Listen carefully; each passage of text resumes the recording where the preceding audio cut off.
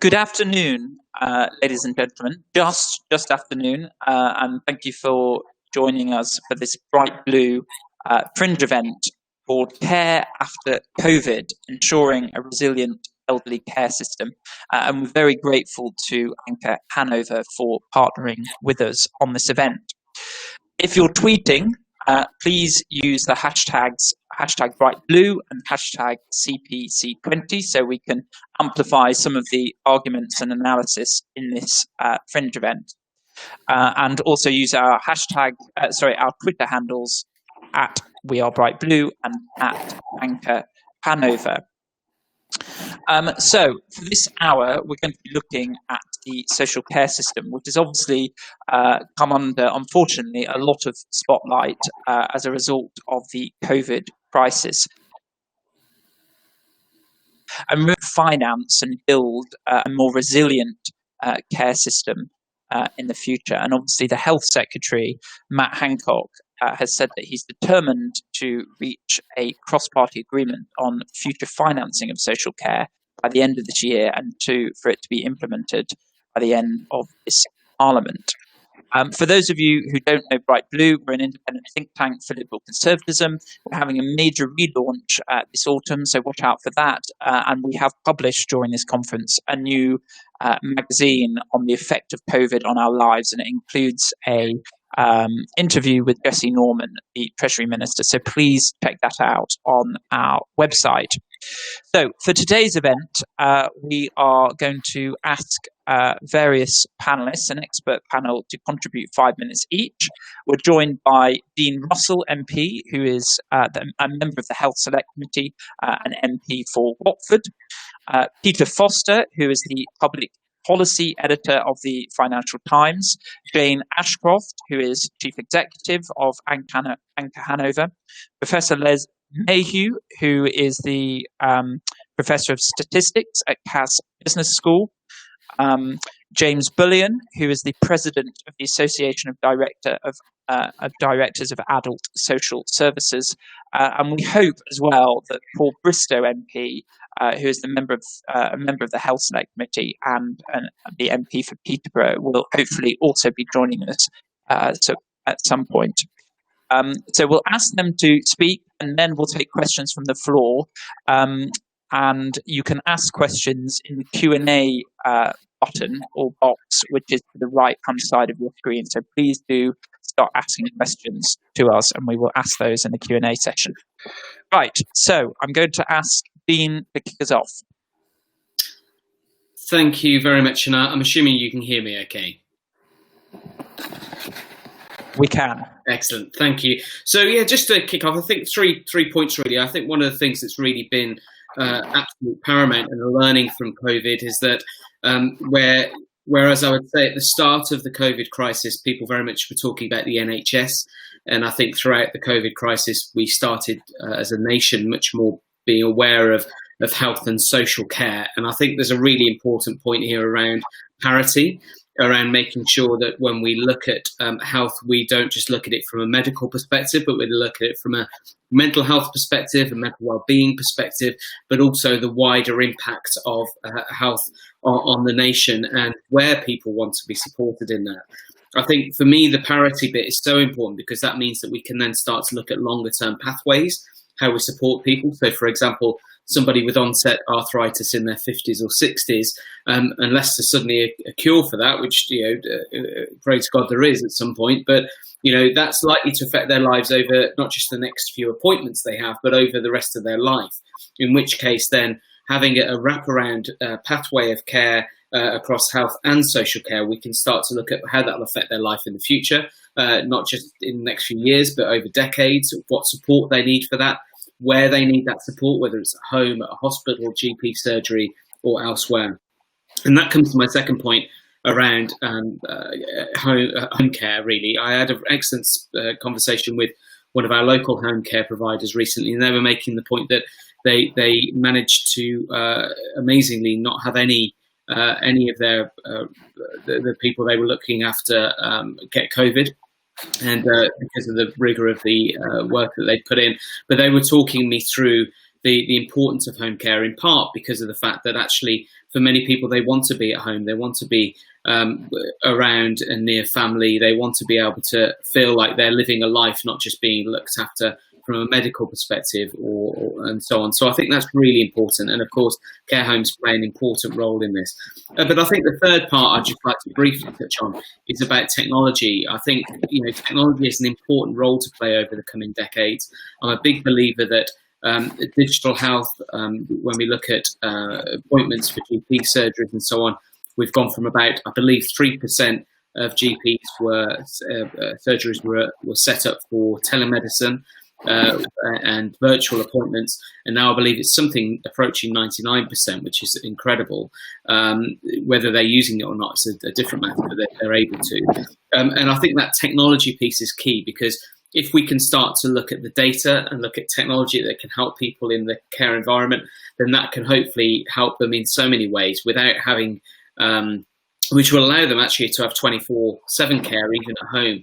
So I've seen some incredible innovations around the world where things like sensitive pads underneath carpet, so if somebody falls, it gets alerted straight away. I know there's a lot of fear around privacy and so on, but I think if we can manage and make sure privacy is paramount and personal data is kept to personal use only, except for where it's needed for the care pathways, then I think actually we could be in a much better place in the next few years and decades to come, where people can live as normal a life as possible within care settings, whether that be at home or within care homes and elsewhere, but also be supported by technology so that when they do need help, if there is an emergency or if there are other issues at stake, that they can be helped immediately and supported in the right way, and not rely on 20th century approaches to care, which we shouldn't be looking at and relying on in the 21st century. So that's my quick few minutes on that point. I'm looking forward to hearing the other panelists and their views.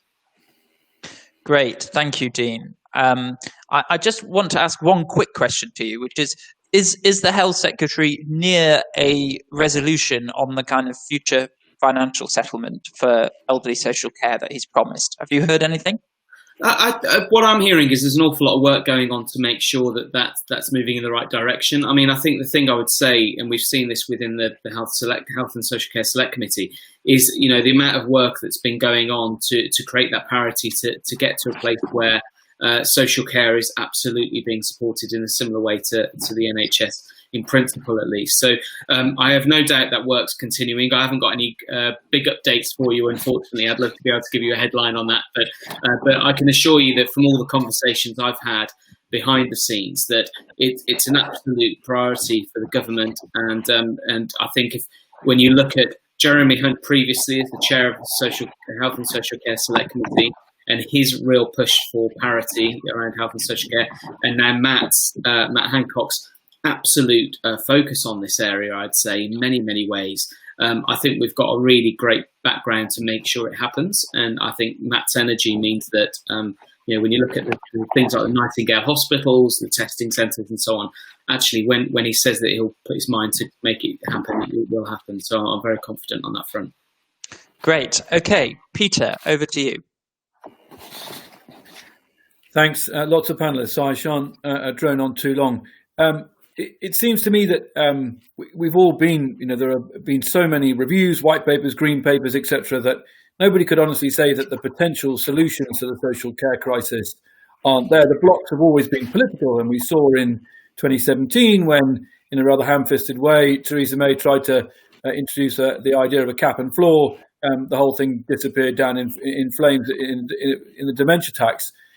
Is it possible that COVID can change the conversation? I don't know the answer to that, but I do know that if you look at all of the research that's been done into people's perceptions of this problem, what really leaps out at you, the King's Fund and some of the work the Select Committee have done, is how little understanding people have of how social care is funded.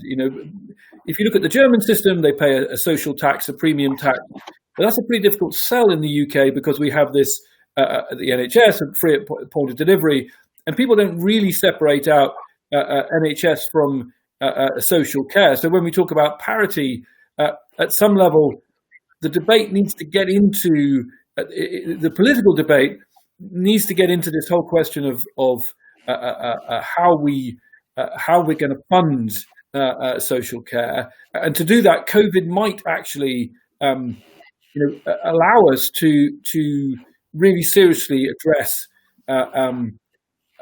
the fact that this is all going to be needed to pay for, and so once people get into that space and they are educated about the funding gaps, then we can have a discussion about what sort of solutions we need. And again, when you survey people, they seem to favour some form of maybe softly hypothecated tax increase in national insurance and income tax. And a lot of the other schemes, particularly on houses, I think are just unrealistic. There seems to be an absolute allergy to people's houses being used. So insofar as it's possible, the COVID crisis could be used as something of a springboard to try and really start this debate in the public, because if there is going to be cross-party agreement, and when Mr. Hancock launched his review back in March, there was a lot of scepticism because of the fundamentally different ideological places in which the two parties come at these problems, that we're ever going to get cross-party agreement. But if we are, and I do think that that's got to be the way forward to make this a national problem, not a party political problem, then maybe COVID and the flaws that has shown with the social care system and the unevenness of the social care system can be used if we can get past the kind of finger pointing about who was responsible for sending more and more people into the care homes with COVID. But if we can get past that, then the COVID crisis kind of at least open the door to a decent debate about how we're going to pay for this and how we are going to try and create a much more seamless link between NHS care on the one hand and social care on the other. Great, thanks, Peter. And do you think it's a realistic prospect to see taxes rise for more money for social care? Do you think this Conservative government could pull that off? Well, it's a really good question, isn't it? Because the fiscal position seems to me, as a result of COVID, is going to have to change anyway. The manifesto promises are going to have to change anyway. Maybe COVID gives you cover for that. The current level, even with the increased funding that was agreed in 2015-16, I think it's a 2.5% real terms increase.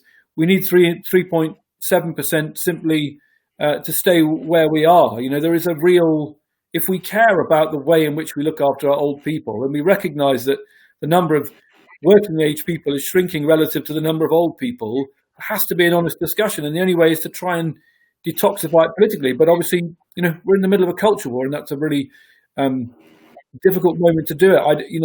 There's a reason we're all sitting here after 12 reviews and green papers, white papers, without any solutions, is that, this stuff is politically really difficult. And if we're serious about solving it, we've got to try and put it in a box outside the current increasingly toxic political debate. Yeah, so calling things death tax or dementia tax is not helpful. Right, Jane, what's happening on the ground and what needs to happen? Yeah, thanks very much, Ryan. Great to be here. A quick overview of Anchor Hanover. So we're an independent organisation providing care and housing to older people. Older people means over 55, and we provide services to over 50,000 older people in over 85% of local authority areas. So pretty much wherever you are in England, there will be an Anchor Hanover service not too far away. The oldest people who live with us we have about 250 centenarians living in our services. So we're really catering for several generations of people in later life. And as you can imagine, it's been a busy period during the pandemic. We've been able to support our residents in different settings. So we run 114 care homes where we're very focused on dementia care. And we run a lot of retirement and sheltered housing, both for rent and for sale. And increasingly, we've been delivering extra care services and also retirement villages. I think the points that previous speakers have flagged about understanding and awareness are absolutely key. We did some work a year or so ago, and we found that 4 in 5 people over 70 were very worried about their ability to pay for care in later life. We also found that 63% of people had no idea of the difference between health and social care. And so it's oftentimes a huge shock for people when they get to the point of need and need social care and have to fund that themselves. So a well-made point, I know, but something that is very critical to the debate about funding is that need for certainty. Certainty both for families who are thinking about needs in later life, and also certainty in the sector. There's lots of organisations looking to invest in the ageing sector. I think sometimes we see longer lives as entirely a problem. There are many upsides of longer lives. I'm hoping to live a long life myself. And there's certainly investors and funders and new organisations looking to move into this sector. And clarity around future models will help to stimulate further investment. At the moment, the lack of clarity is a barrier to investment. A few comments, if I may, on quality. So when we talk about a resilient system for the future, it is very important that the services that are provided, whether that's home care, residential care, or a broader range of extra care type services, that people can be assured about the quality of services that they receive. Actually, if you look at the ratings of the regulator, the Care Quality Commission, the vast majority of social care services do deliver consistently good quality, with most services falling in the outstanding or good categories that the regulator uses. But the key thing for quality in the social care space is around the workforce, and making sure that we have both an adequate supply of people, but also skilled and compassionate, caring, but also knowledgeable workforce is one of the key factors for us as a provider. So very much related to the debate about funding, most of the money that comes into our organisation is subsequently spent on our workforce. Sort of 55 to 60% of income is then spent on people. And being able to recruit, recognising the value of the social care workforce and being able to invest in that workforce is absolutely key. During the period of the pandemic, obviously costs have increased, costs around PPE and other aspects of making our services completely infection safe. We very much appreciated the Infection Control Fund from government, which has really helped at a critical time, but it is a short-term measure in a sector that we know needs a long-term solution. So I would very much focus on the point about workforce. And again, this is a sector which can drive job creation, something that's going to be very important for us going forward, I'm sure. My final point is to do with other sectors which impact on social care. We often talk about the importance of health and social care working effectively together, and that is absolutely critical. But the other aspect of this debate is around the world of housing. As an organisation, we provide retirement housing for about 35,000 to 40,000 older people.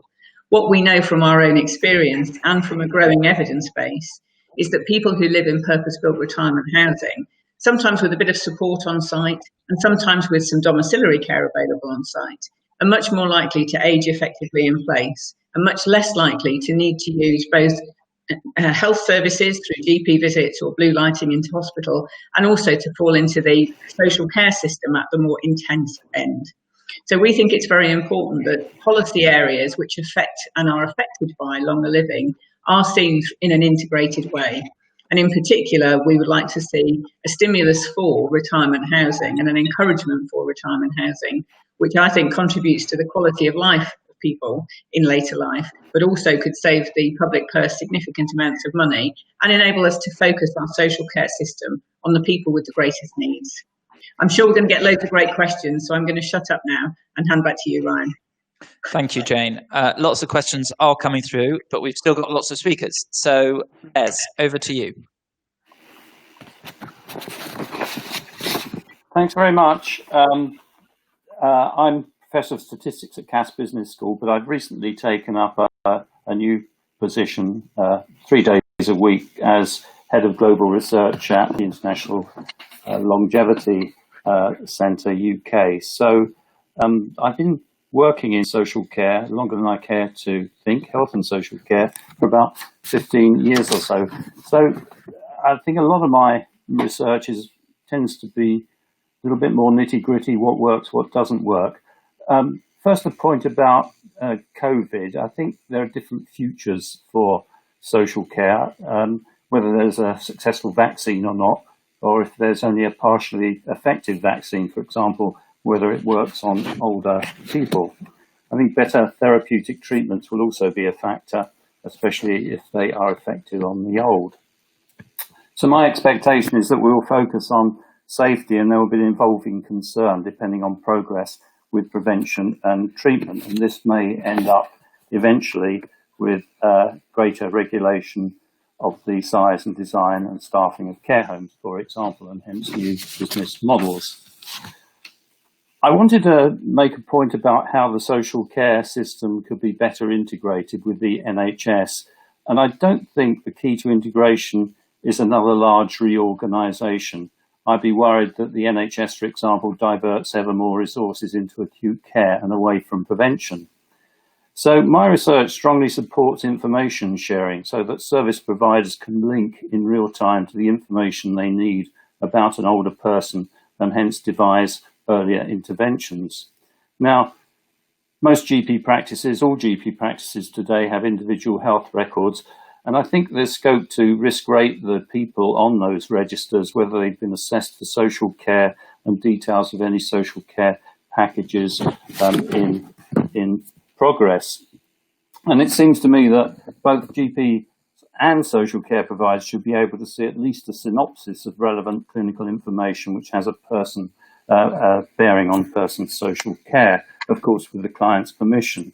And I think both GP practices and social care should work closely in teams digitally online, and if they're co-located as well, so much the better. Now, access to data should be ideally via NHS numbers because they're unique to each person, but there are difficulties with that. But some equivalent which is unique to a person would be very good. What can we learn from other countries? Well, it's not time to do this justice because context is important. We looked at Germany, Sweden, and Japan, and the results suggest that all three systems would imply significantly increased taxes in the UK, so no surprise there. The Japanese approach to cost sharing is a model we should think about because it's split between the state, local area, and individual, and it's been working successfully for a few decades now. The German system is much lauded, but it does not cover the unemployed or self-employed or the very rich. And I'd prefer it if the system and the rules of the system were the same for everyone. Now, one difference to point to is that in other countries, pensions are more generous, which means low-level care is more affordable from retirement income. Also, financial support is greater the more care needs you have. So there are 6 or 7 levels, for example, in Austria. In the UK, we just have attendance allowance. You still have to pay the excess costs depending on need, and if you can't pay, then it's taken from your estate on death. In the UK, the treatment of housing wealth is crucial. In fact, you can divide the system of paying for care whether you have housing wealth or not. Policy is not to force people to sell their homes, and the deferred payment system operates in which your bills are paid after death. But there is no market for long-term care insurance. The premiums are expensive and eat into retirement income. So there's a gap. Our work has shown that it's possible to allocate a small amount of equity in your home as an insurance policy in which the premium, like the deferred system, is paid on sale of the home or death. This has 3 advantages. 1, you do not have to sell your home. 2, it does not eat into your retirement income. And 3, it helps wealth to pass more quickly through the generations. If you do sell your home, and if you do sell it, it encourages you to downsize sooner. And Jane has referred to the need for more age-appropriate housing. And it means that you will release numerous under-occupied homes. So what else? I think the types of care provision that best support user safety and happiness, it's important, and as other speakers have said, that we need a rapid response system, such as being able to deal with emergencies, particularly the use of personal alarms, as well as services help on hand to deal with the digital world we now live in, like access to benefits and financial advice. So it's really rather important that we address those issues as well.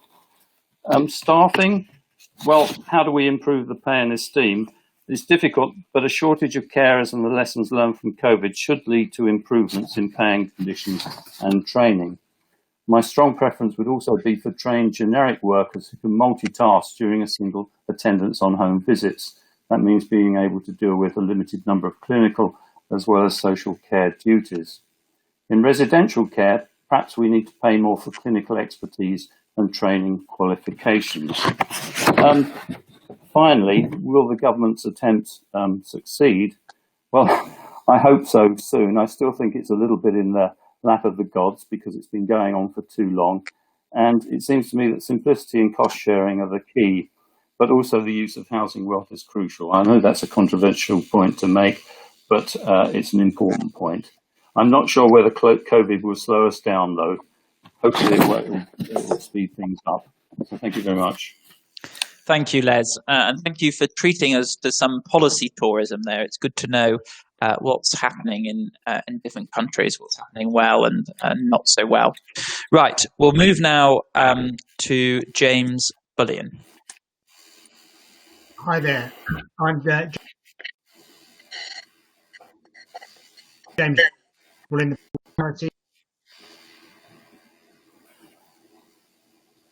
COVID has changed the way that social care is viewed, partly because of the dedication of the staff, partly because of the discovery of so many vulnerable people in isolation, and partly, of course, sadly, because of the deaths. People do want to live at home. We have focused and perhaps over-focused on the 400,000 people living in residential care. There are 2 million people living in the community with social care need, and there's probably another 1.5 million in need but not getting enough social care in the community. We really need to grow support at home, and there are around 400,000 shortfall of accessible houses for older people, which would free up housing stock. COVID is likely to accelerate the trend of less people in residential care proportionately and more people living at home. So we do need to prepare for that. At the end of the day, though, this is about what people want, and they will bring their resources and they will bring their capital, if you like, into a system that they think is fair and one which doesn't rip them off and assures them of quality. On the funding reform, there is a gap now of about 3.5 billion, just a standstill gap. Reform itself could cost around 8 billion. It is about political will nationally. I mean, locally, councils and councillors are making pretty tough decisions about what to do on funding, which needs to get matched nationally. We shouldn't see this as a problem necessarily. I mean, social care, 1.6 million jobs, about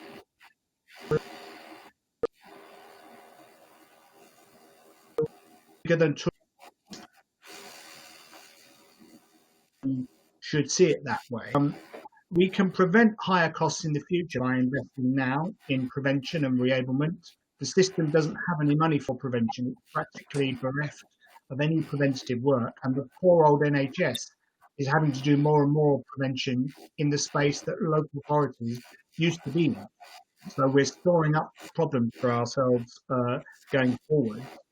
And in terms of the staff, so we have 120,000 vacancies today, and we have a 30% turnover and a 20% quality problem where the care is badged as either inadequate or requires improvement. So really, we need a fundamentally different approach to our workforce, which is not just about wages. It is about training, and it is about retention and a career structure. If we think about parity between a healthcare assistant at band 3 who can blend medical and care tasks, we're talking about £10.90 an hour. That's about 2 billion of cost increase, but we will pay ourselves that back if we've got all of those vacancies taken up, and we've got more prevention and more investment in the future. And in terms of integration, really social care is too close to hospitals and not close enough to doctors. And it's really that relationship with primary care where we can work with a vulnerable population in an area to try and anticipate care needs rather than react to them down the line, which is what tends to happen now. So I'm an optimist. I think there is every prospect of reaching a common set of views. I don't think agreement is very easy when you've got tough political choices, but with a government that has a majority, this is sellable as an improvement in our society on the back of COVID, and that's what I would like. That's what ADAS would like to see. Great stuff. Thank you, James. Very thoughtful. I'm a little disappointed that you didn't do your speech by playing and singing a song. That piano is going to good waste. Right. Finally, to Paul Bristow, MP. Thanks, Ryan, and forgive me for I had some technical issues at the start. I guess just a few things that I want to say, just reflecting on some of the contributions that we've heard, and some of the questions that was put. Just talking initially about workforce, I heard a lot of people suggesting that they see that obviously as a huge challenge. Through our work on the Health and Social Care Select Committee, we've seen a number of really interesting things about how we can ensure that there's a sustainable workforce for social care in the future. First and foremost, I actually made a speech a few weeks before the COVID lockdown, when I actually talked very much about parity of esteem between social care workers and NHS workers. And I made that in the House of Commons. I'm not suggesting for 1 minute that it was my contribution in the House of Commons that led to Matt Hancock go ahead and say that. I think it was something to do perhaps with the vital work that social care staff were doing.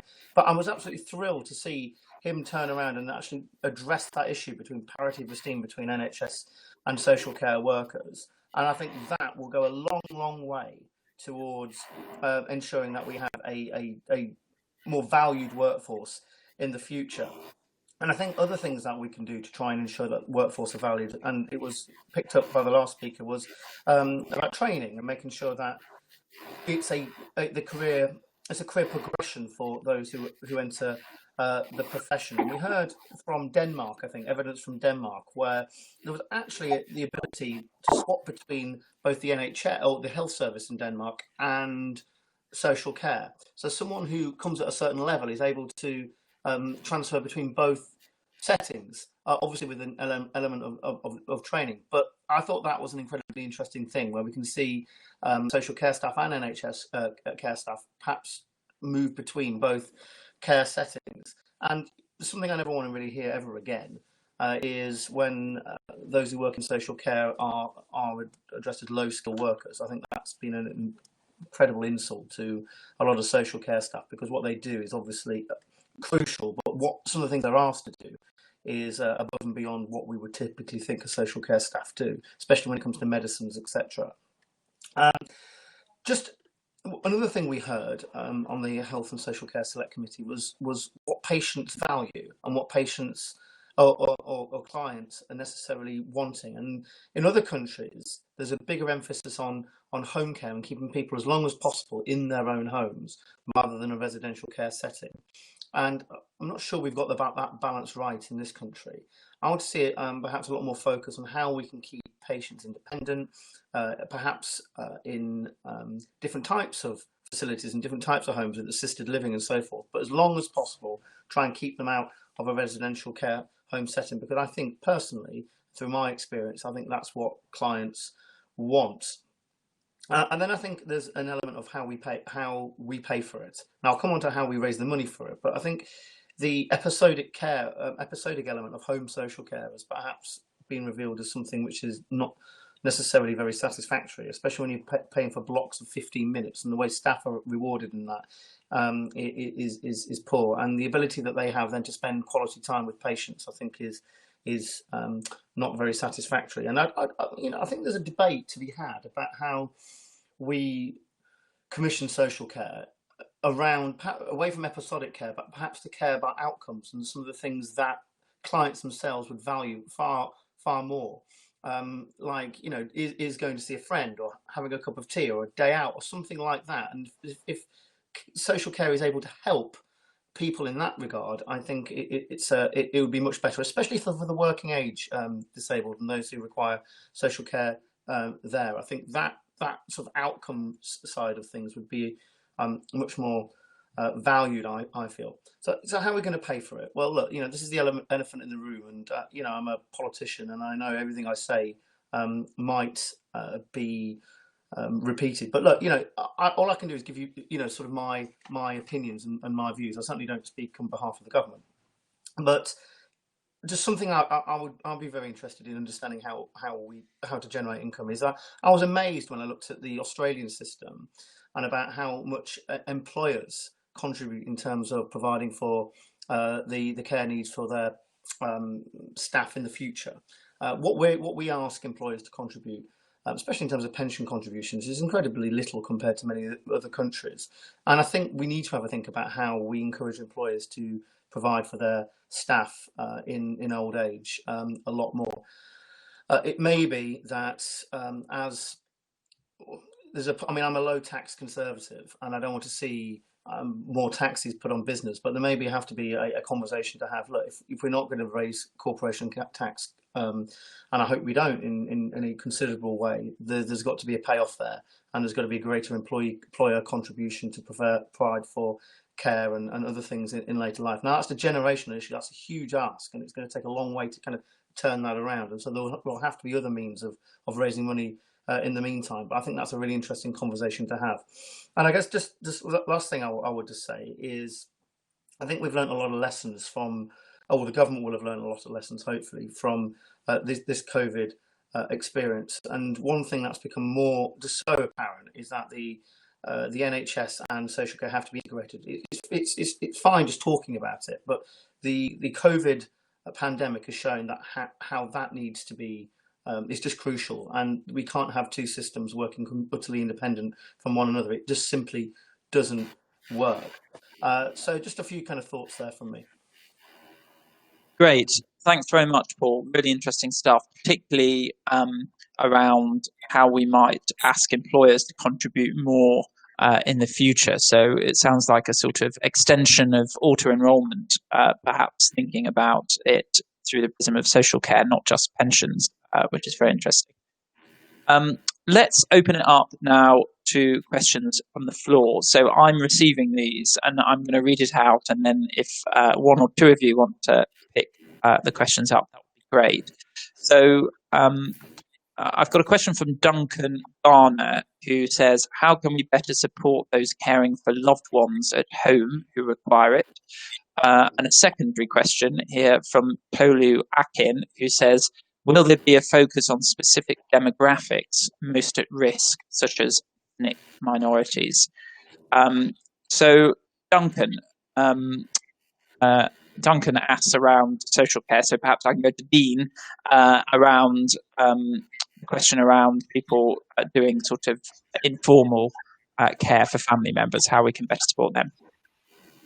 So I think there's, I know I've spoken to unpaid carers before, and I think one of the biggest challenges for them is that sometimes they feel a bit neglected or ignored. We've got an incredibly role for paid NHS workers, for paid social care workers, and I think that's so important. But I think there has got to be an honest discussion around how do we better support unpaid carers. And in all honesty, I don't really have a simple answer to that. I think one of the biggest challenges we have across the board when it comes to social care and care in general is that it's not only incredibly complex as an area, because each individual often requires very different care from everyone else. So there isn't a one-size-fits-all in terms of either the support they get or the work that they do, and often, especially for unpaid carers, they do an incredible amount of hard work out of love, and actually often have to suffer the consequences of that in terms of their role within work, their ability to earn. So I think there's got to be an honest, open discussion for that. And like I say, I don't think there's a simple solution, but I think there's got to be a solution. I think more broadly, though, I do think this point around, as I was making earlier, around technology, the role of technology within the home, the ability to help support people, not just to live a longer life, but to live a better quality of life. I spoke about this on the debate just the other day, that we often talk about life expectancy, but I think we should also talk about life expectations, and life expectations needs to include the expectation to have a quality of life, to have the ability to live into old age and live longer in a way that you can still enjoy the world around you and enjoy the life that you want to live and enjoy the life that you want to lead. And I think that's one of the parts of this that's so challenging, is that it's so complex. But that isn't to say it shouldn't be looked at.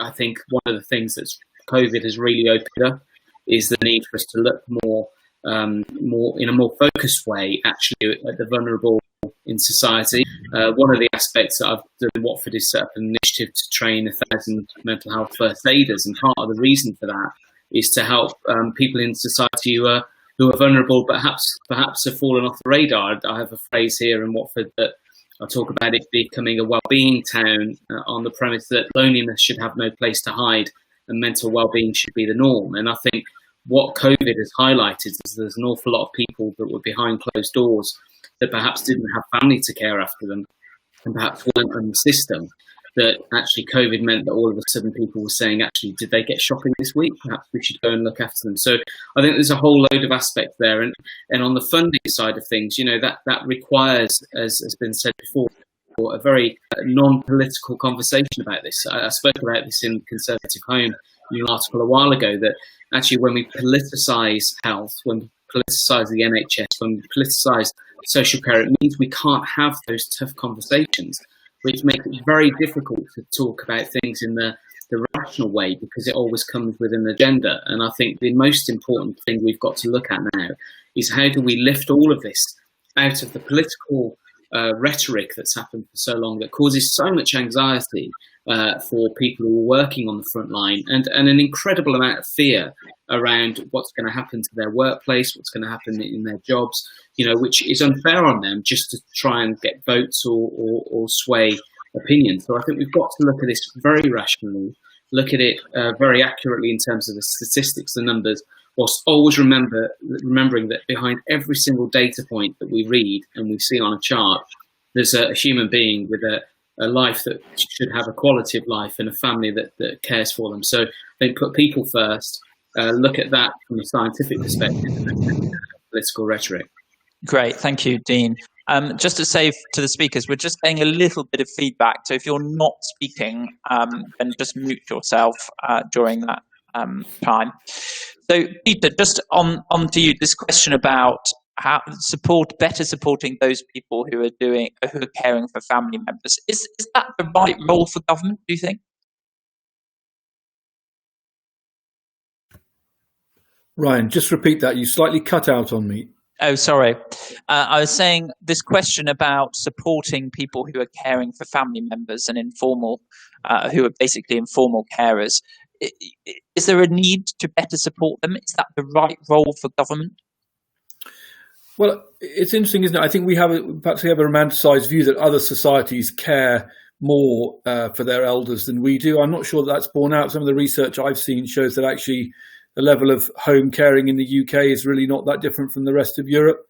The government, listen, we all have an obligation to our elders, to our loved ones, and I'm not sure the government should be doing a cost-benefit analysis. If it makes sense that we support people who are caring, we give them maybe respite care. If you're looking after your older husband, usually it's women looking after husbands demographically. If we can support them and give them respite care, and that keeps couples together and keeps people living in the home, which is where they want to be, then government should do that for two reasons. One, because there's probably a cost-benefit upside.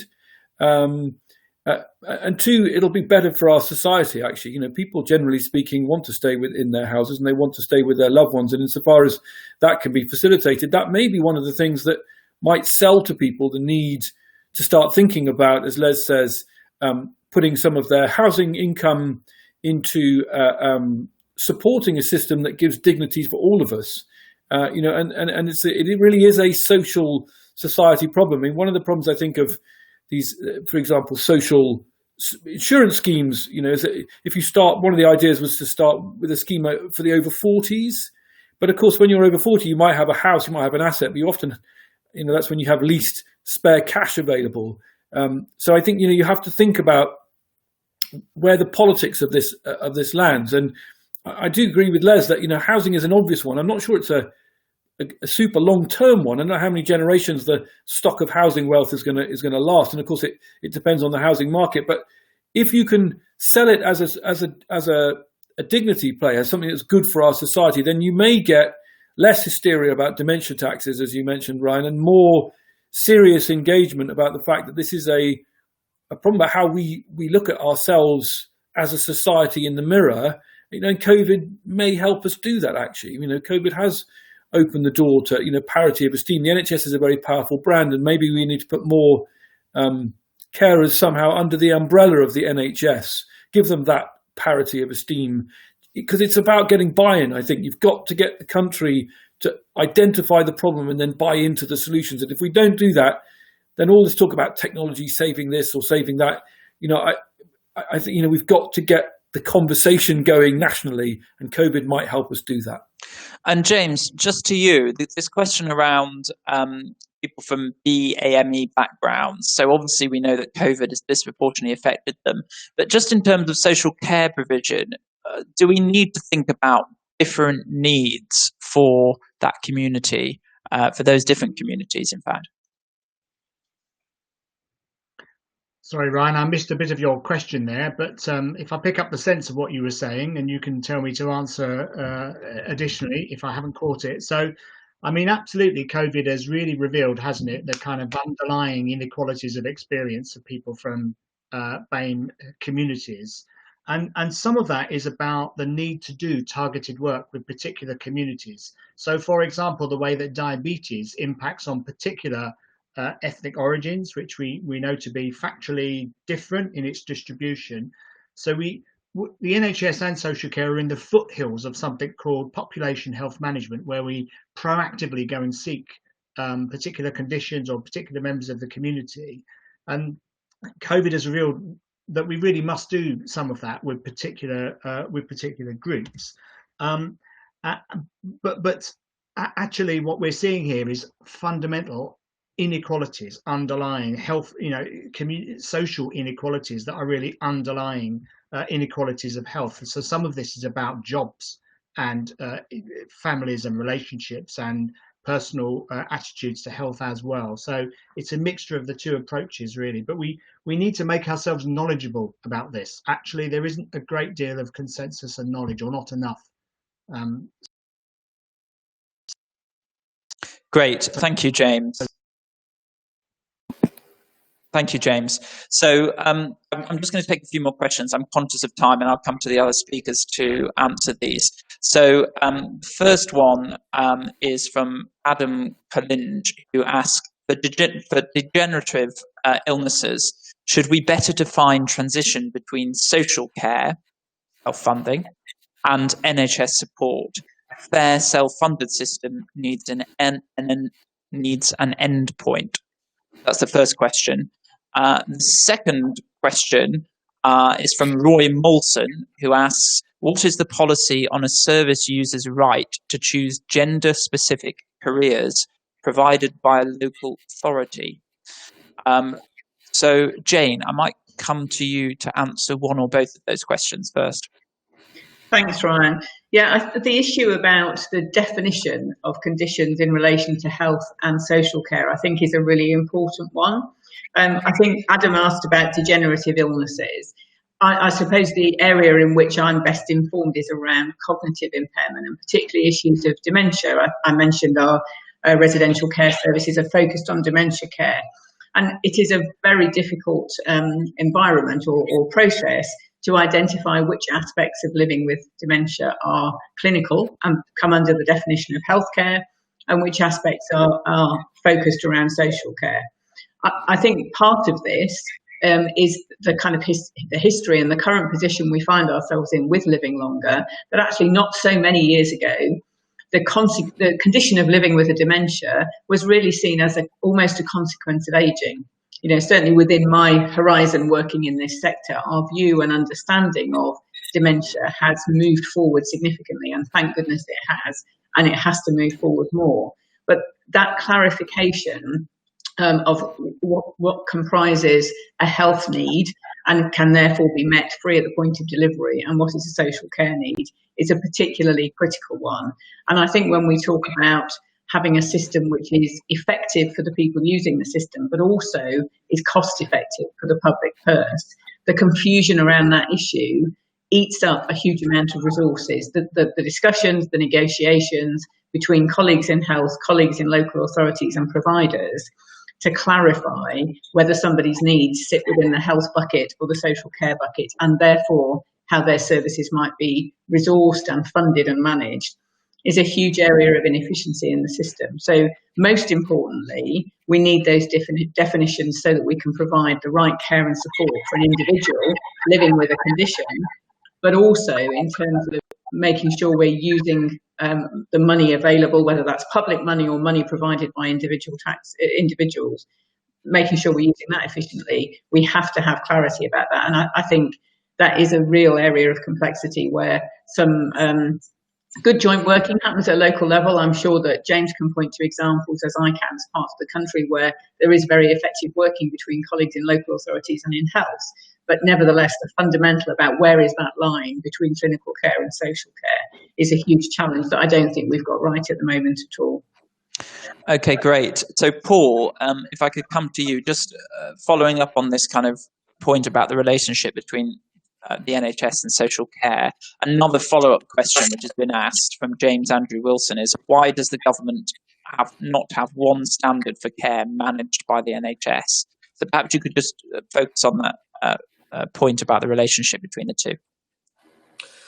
Well, it's a huge problem, as Jane said. I think it's a consequence of where we are as a society, people living longer, and this issue has never really been addressed for a number of decades, if we're being completely honest. And what she talked about a few moments ago about local authorities and the NHS often disagreeing about the funding and routes to funding is something that's common in Peterborough. I mean, I know that my local authority have had issues in terms of recouping money back from the local NHS or CCG over various different things. So, and this has gone on for years actually.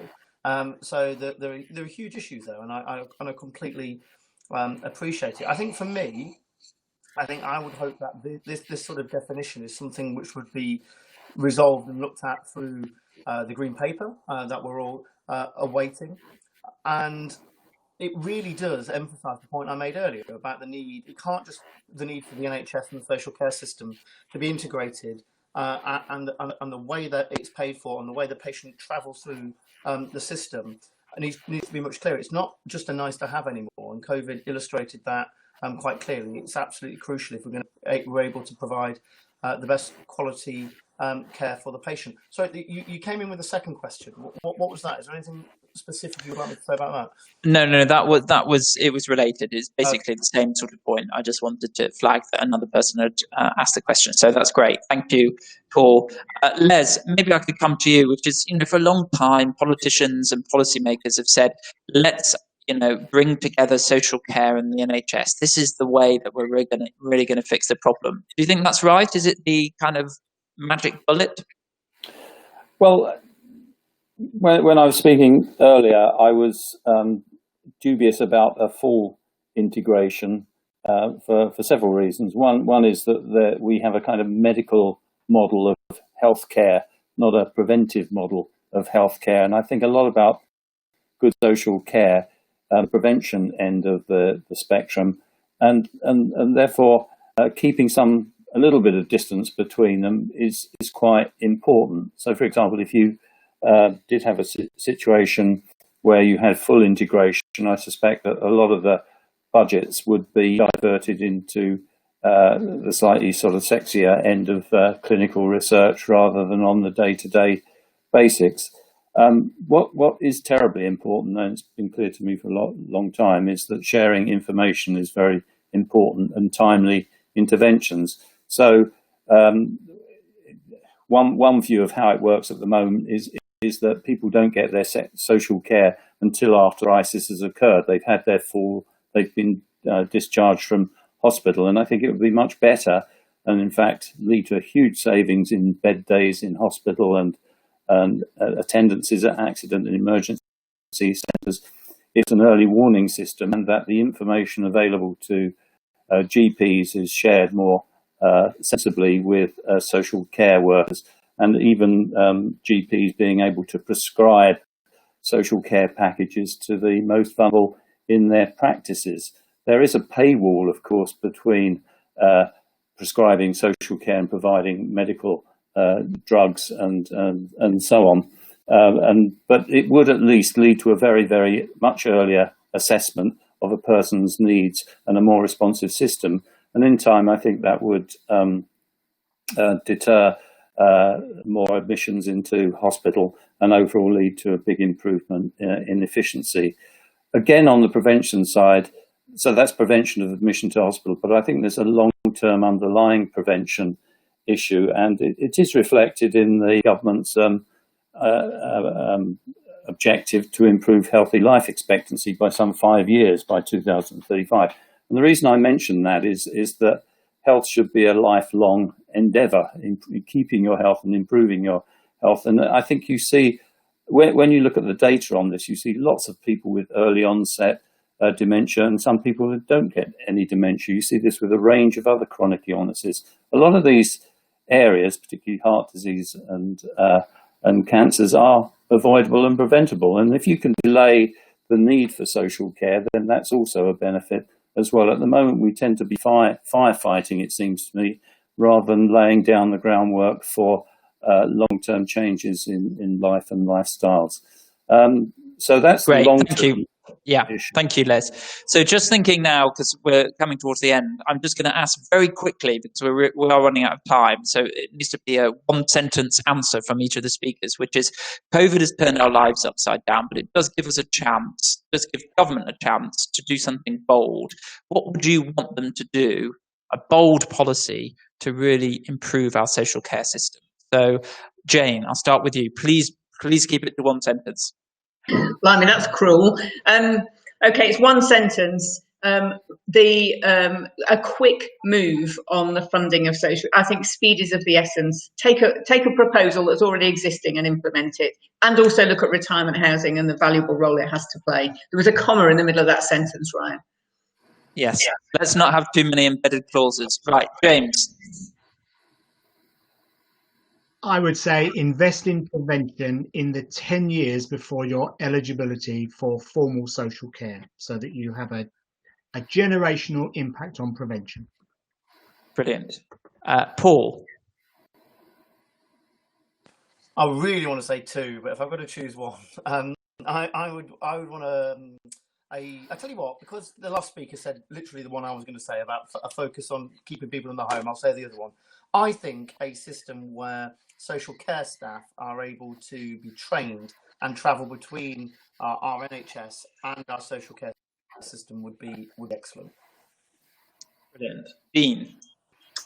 Mine's aligned to Paul, so I don't know whether I'm repeating, so I might merge two together. One is about creating really powerful career pathways from joining through to decades worth of work, but I think that needs to be coupled with technology and a massive investment in technology and use of data for prevention, but also for tracking and support.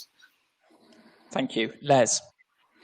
I'd highlight housing and people living in the right sort of accommodation, age-appropriate accommodation, more earlier downsizing, perhaps releasing under occupied homes, make it easier to deliver the care that people need later in life. So I guess I'm echoing some of what Jane said there.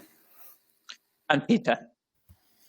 Yeah, all of the above. The government needs to use the COVID crisis to get some cards on the table and really try and break 20 years of deadlock, open the Pandora's box about using housing income and make it something the whole country thinks is a good idea for our own self-respect as a nation. Brilliant. Thank you very much to all of our speakers for sharing your time and your thoughts. It was very interesting. Thank you to Anchor Hanover for partnering with us on the event. Just to say that Bright Blue, we're hosting lots of fringe events, 15 in total. The next one will appear on the screen in terms of the details of it after this event. And finally, if you want to become a member of Bright Blue, then there's the hyperlink, which is just come up on the screen. So a big round of applause virtually for our speakers. Thank you very much.